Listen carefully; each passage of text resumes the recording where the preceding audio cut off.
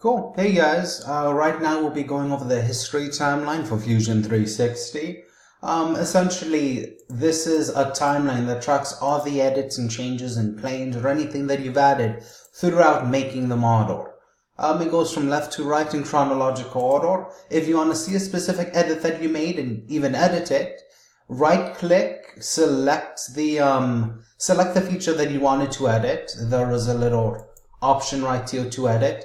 And let's make this a very, very, very tall bin. Gotta zoom out. Enter.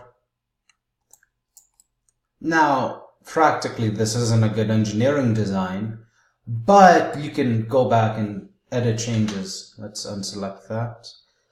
If you also want to go back and kind of see the visual changes, if you drag this little toolbar at the bottom, you could go back and, go to like a previous era, so to speak. And one interesting thing that I will say is that as opposed to SolidWorks, if you make an edit at the beginning, because of the way it's saved, there should be decreased incidence rates of, catastrophic failure.